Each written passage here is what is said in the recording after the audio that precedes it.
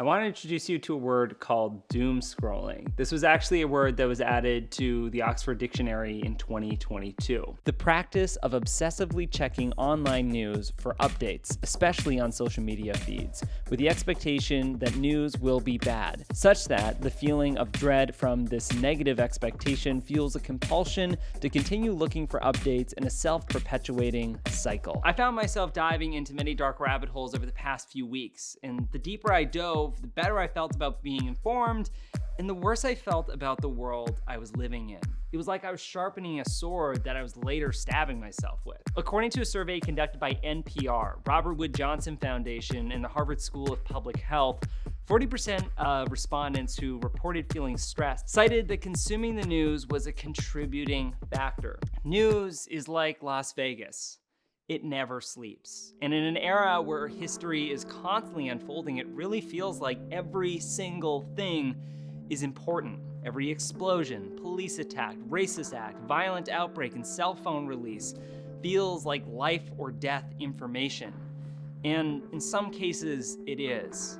But is it in most cases? Now, this video is not to disregard the world that we're living in. In fact, engagement should be given, but the amount of fucks given really feels imbalanced in our day-to-day lives. Mesfin Bekalu, a research scientist at the Center for Health and Happiness at Harvard, shares, as humans, we have a natural tendency to pay more attention to negative news. Negative news spreads faster than good news. And for better or worse, we crave to have purpose, and typically bad situations is how we find value in the world. It's how we do our part. We share a black panel on our grids or a Ukrainian flag on our stories. We get vaccinated to save the lives of others or run a marathon to a cause that hits close to home.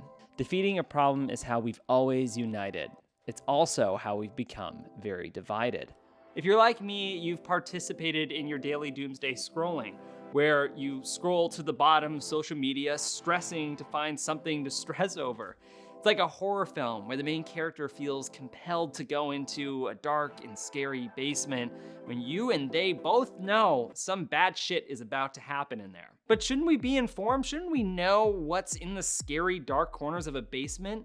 Because being informed is how we make changes in the world and maybe kill the boogeyman, right? In the peak of COVID-19, I think about just everyone check their phones for the rising rates of sicknesses and death. And for the vast majority of people, that number was pretty irrelevant to the impact of their day. 100,000 cases or 500,000 cases didn't really change how you worked, lived, or how you ordered that random product on Amazon. The only difference is the one number is scarier than the other. Yes, certain things were affected, but most of your day-to-day, especially when you're in lockdown, kind of stayed the same. But knowing does help, and it does make a difference. And that difference can be seen in some of the worst situations around the world. Knowing can save lives. And this looks like sharing stories that matter, voicing things that are wrong, doing our part in our community if that issue is local or even sometimes global. And of course, it's donating to causes that are in need of support. And regarding the problem in the Ukraine, I've included some links in the description below to some places that you can donate money to help the issues. A few weeks ago, I dove into a movement happening here in Canada known as the Freedom Rally. It escalated, it got scary, it was political, it was painful, and it was addicting. I did my part of sharing my opinions, supported the movement, and even made several films that raked up over 15,000 views on the rally. I felt like I contributed.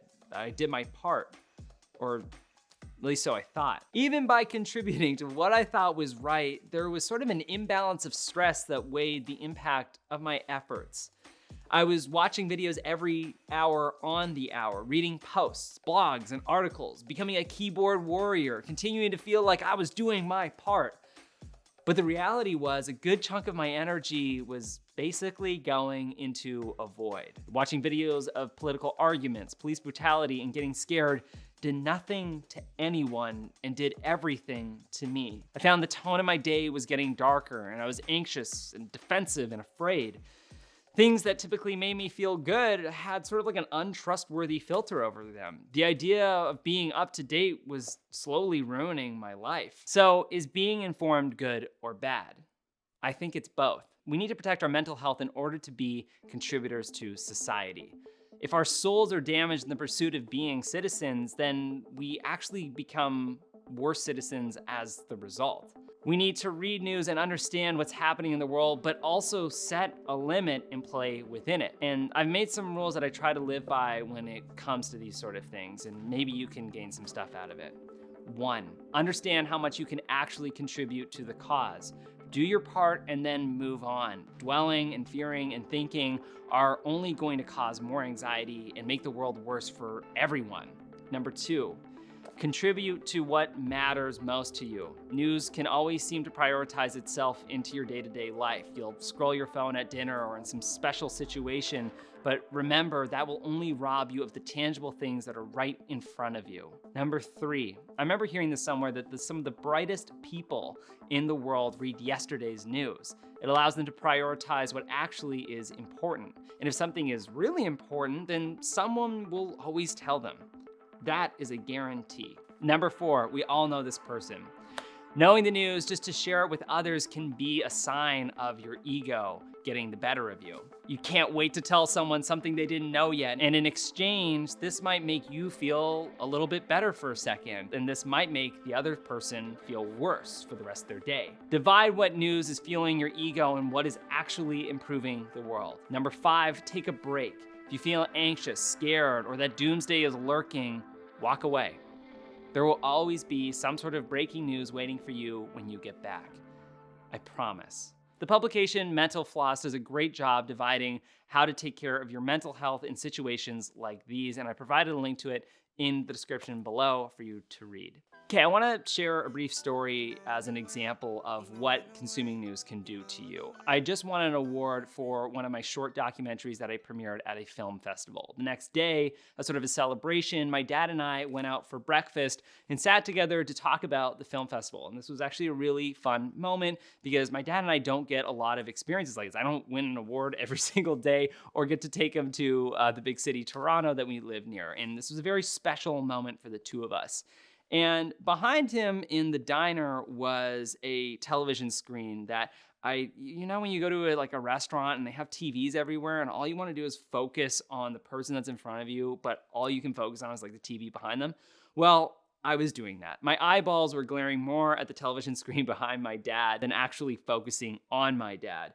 And there was this video about a car accident that had happened. Someone had been killed in a hit and run. And it was a very traumatic event that had happened that made headline news in Toronto. And when I was sitting there eating breakfast with my dad, this news started to overwhelm me. I started to feel completely anxious and scared and sad for the people who were involved in that car accident. I started thinking about how terrible it must have felt to have lost a loved one in a hit and run car accident. I felt how scary it must be to walk on the streets of Toronto thinking about the fact that there's this driver driving around the city. I started thinking about all of the scary things within the world and all the bad things about that person's day, so much so that it overwhelmed the experience with my dad.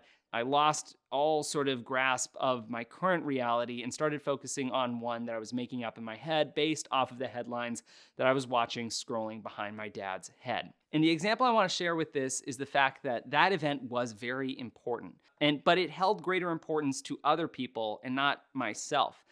This is not to say that hit and runs are something we should disregard, nor should breaking headlines be something we should just sort of sway off and focus on our pancake stack breakfast at Denny's. But we should be able to have boundaries with the media that we consume, or else it can completely overwhelm the good moments in life. And if all we are doing is doomsday scrolling, watching TV headlines, and focusing on breaking news, then the real news that is standing right in front of us, the people who are living, breathing creatures who make our days pretty damn good, will slowly fade away, and the overwhelming fear of the world will soon take priority. On top of my sort of go-to list, I also have started picking up some things that sort of bettered my day. I have a sort of daily routine that helps me creatively, but it also sort of helps me escape from a lot of the stresses that happen every day. I actually recently just released a video on that, and if you can pick up any of the practices from that, I really do think it can propel you to having a much more smooth sailing day, especially in these trying times. I also just sort of have my daily comfort things, some of them being the fact that I like to do breath work, cold exposure, sauna, and even to the clothes that I wear. This video, because we got to pay some bills, is sponsored by Cuts. Cuts is the amazing clothing that I've been wearing. I can easily say, having sort of to take the thought process out of what I have to wear every day has eliminated a lot of the unknowing anxieties that happen throughout my day, and having just comfortable clothing that sort of fits within every situation has been a game changer for me. If you guys are interested in looking at some comfortable clothing to sort of simplify your wardrobe and make your day a little less anxious, I can't say it's gonna solve all of your daily life problems, but it has been really amazing for me. You guys can take a look at their stuff in the description below. Really great products from a really awesome company.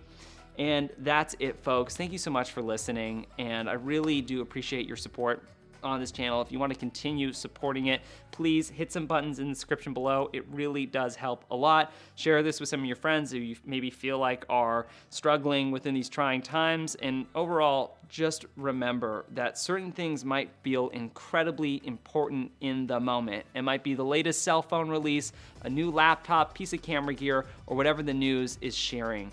But I promise you, in 5 years, in 1 year, the news that feels like it's at the peak of your priorities, that the world might end right this very second, will become yesterday's news. It's actually inevitable that that news will become less priority than the other current news.